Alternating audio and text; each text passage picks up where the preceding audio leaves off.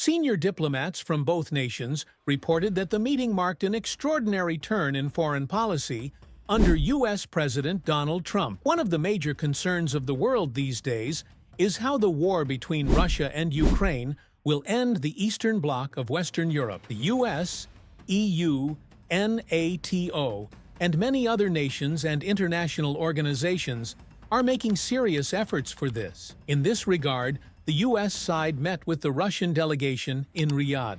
There were important details in these talks that raised hopes for an end to the war between the two countries. Steve Witkoff, citing the so-called Istanbul Protocol Agreement, U.S. President Donald Trump's special envoy, stated in a statement that the U.S. is extremely close to reaching a peace deal that will put an end to the conflict between Russia and Ukraine. While the second round of negotiations between the United States and Russia was eagerly awaited, Steve Witkoff highlighted Turkey's strategic role in the peace process of the conflict between Ukraine and Russia.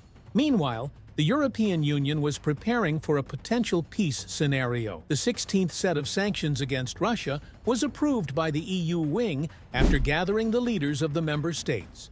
The goal was to put an end to the war as quickly as possible by imposing economic restrictions on Russia in addition to sanctions against it. France and the United Kingdom re-examined their plans to send troops to Ukraine. This has long been on France's agenda, but the Paris government has not discussed sending troops to Ukraine much until recently. British Prime Minister Keir Starmer revived the idea of sending troops and garnered all the attention from the West. These Western proposals, however, have greatly inspired Turkey, which has stated that it will stand with the United States and do everything in its power. In order to put an end to the conflict between Russia and Ukraine, the Ankara government took a surprising step and carried out the plan that the UK and France had previously proposed. Following recent meetings with Ukrainian President Zelenskyy and Russian Foreign Minister Sergei Lavrov, Turkish President Recep Tayyip Erdoğan declared that he would organize a peacekeeping force. To begin, turn on notifications. Please remember to subscribe to our channel and like our content. Erdoğan shocked the world when he announced that he might send peacekeepers to Ukraine. We will now examine this crucial decision in more detail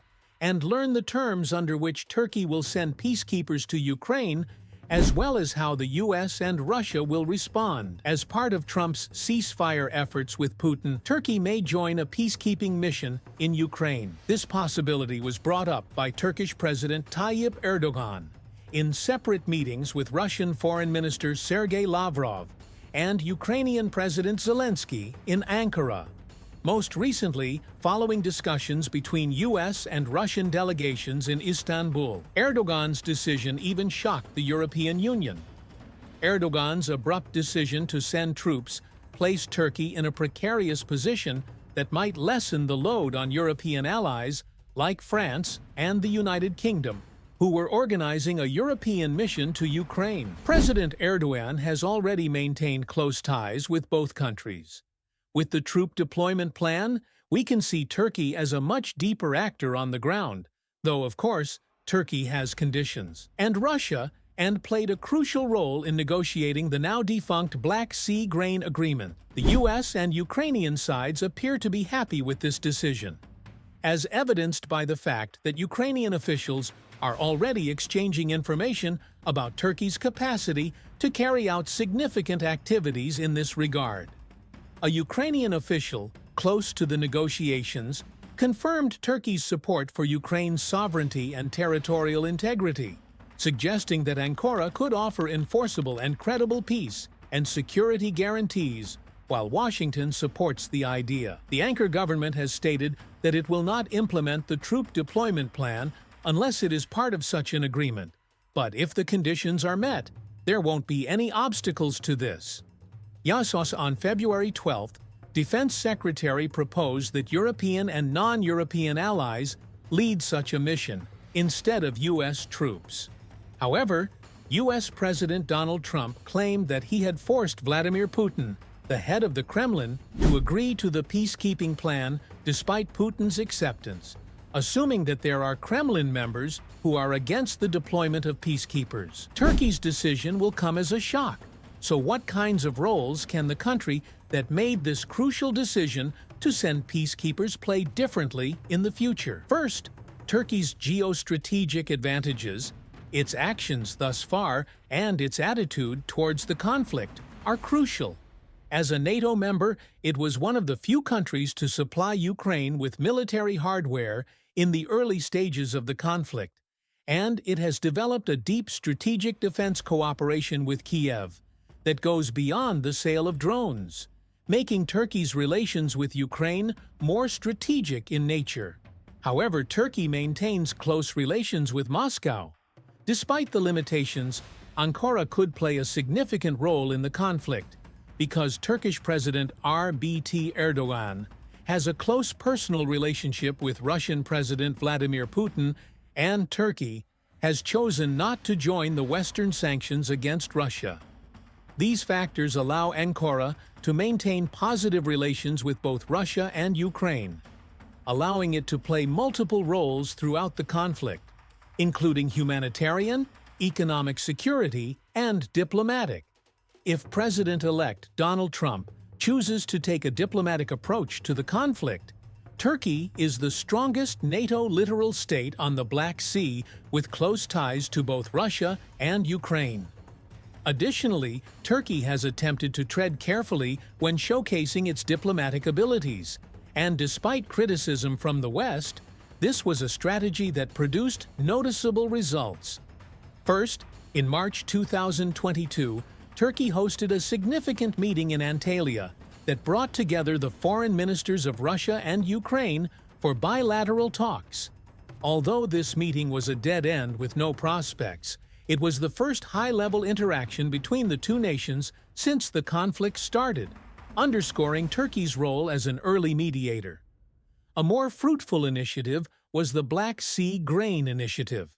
This initiative was the result of worries that began at the outset of the Ukrainian war, which caused a worldwide food crisis and grain shortages.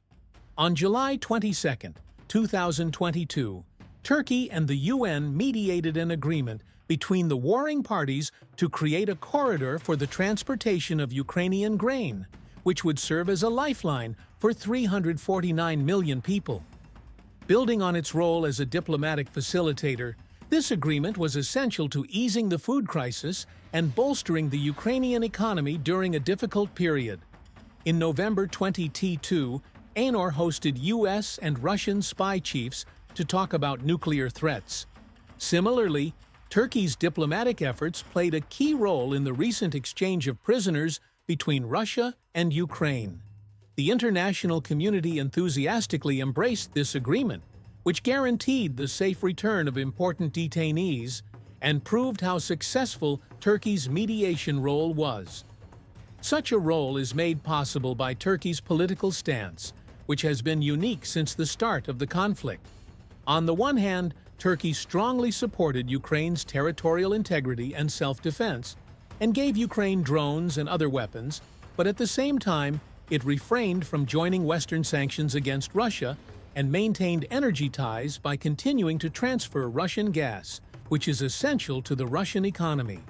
This balancing act came about because Turkey saw the world, or despite these benefits, Turkey's capacity to mediate disputes may be hampered by a number of issues. In addition to being the ultimate steward of control of the Straits and a member of the Black Sea security architecture, Turkey's neutrality is threatened by its involvement in the Ukrainian conflict. Turkey is essentially a hedge player rather than a neutral third party, since it balances Russia in other significant regions such as Syria and Libya. Secondly, Russia-Turkey's military assistance to Ukraine, which includes the supply of Bir-RTB-2 drones, may make it hostile to the country's mediation role. Similarly, Crimea, Luhansk, and Donetsk are still regarded by Turkey as Ukrainian territory, which may draw criticism from Russia. Third, given its uncertainty about its future position within the larger West, Turkey, as a NATO member, is ultimately aligned with the transatlantic alliance, which Russia views as an enemy.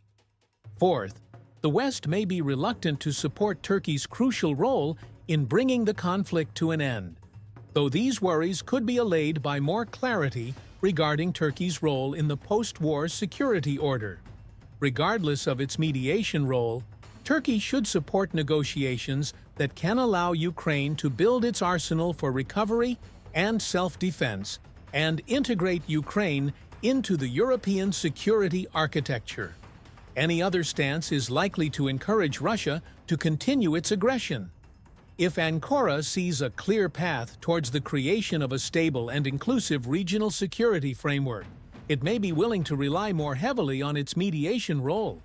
Realizing that Turkey can influence the talks by using its position as a counterweight to Russia in the Black Sea, a more sustainable solution, and Turkey's goal of becoming a major regional power would both benefit from Turkey's efforts to rebuild its defense industrial base and play a significant role in Ukraine's post-war reconstruction.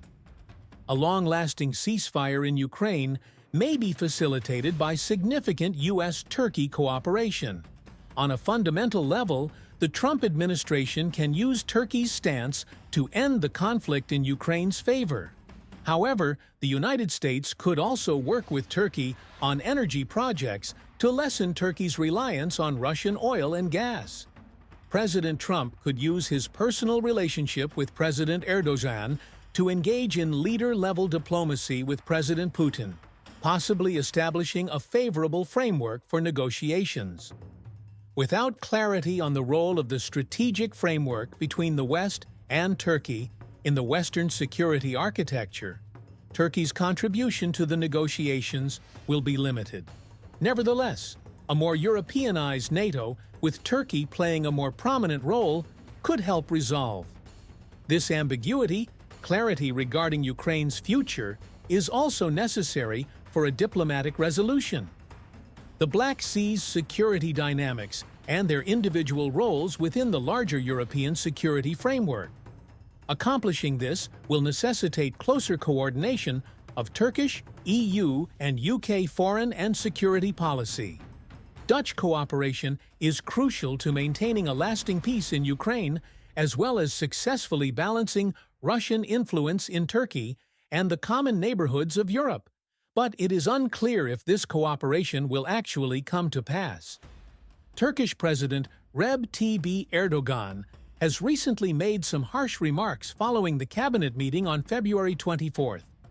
These provocative remarks are likely to enrage European Union officials who are caught between the U.S., according to Erdoğan, liberal democracy, the most intriguing ideology of the past century, has entered a serious crisis and deadlock with Russian President Vladimir Putin and President Donald Trump, and far-right demagogues are filling the resulting political void.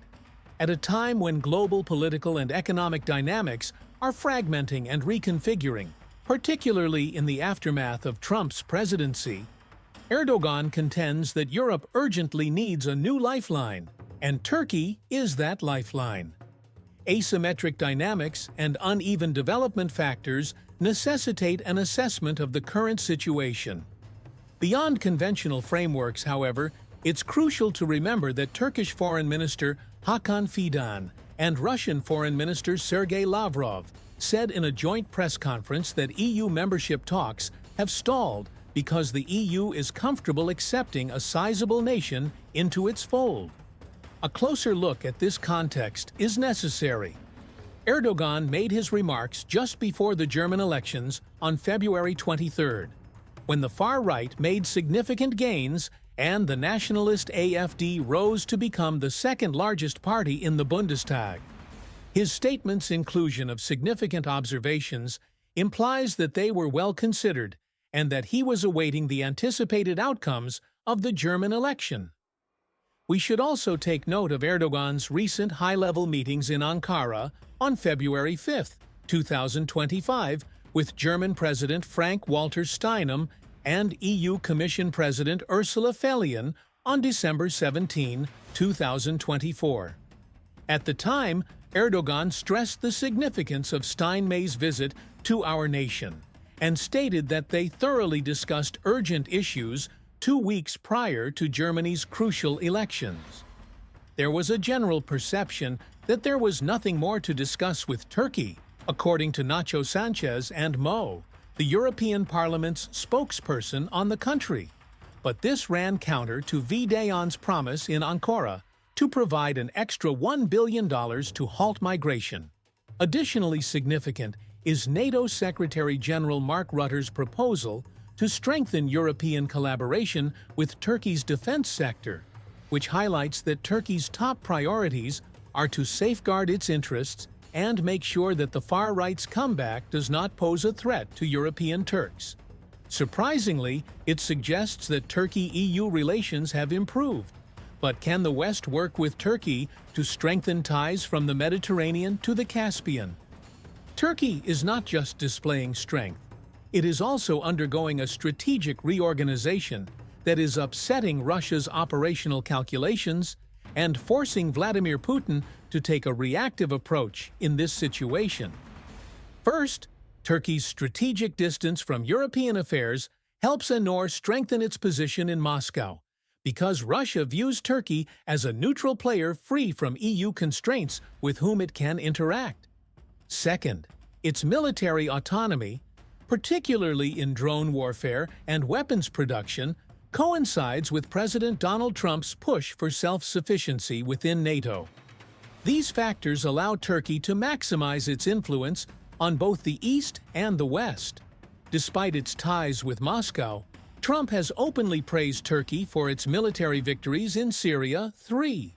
Turkey is still one of Ukraine's most ardent backers.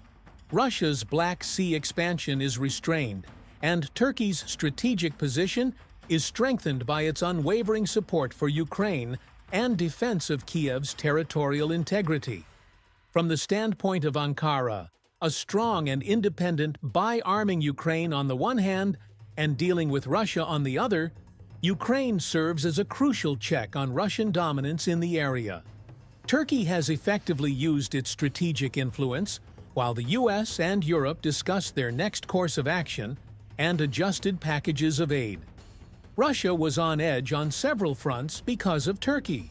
Therefore, underestimating Turkey is not only naive, but also a strategic failure because of its significant role in opposing Russia, particularly in NATO's southern neighborhood. According to experts, the West should acknowledge Ankar's strategic significance and take advantage of the chance to work together on common goals if Europe is serious about bolstering Ukraine and containing Russia. At the same time, Turkey is not waiting for any agreement and will continue to take advantage of the weaknesses in Russia's geostrategic posture for its own ends. In summary, Erdoğan's decision to align with the United States will have a positive impact on the peace process efforts to end the war between Ukraine and Russia. And Turkey's plan to send peacekeepers to Ukraine and its numerous other forms of assistance to Kiev will significantly alter the agenda moving forward. Thank you for watching.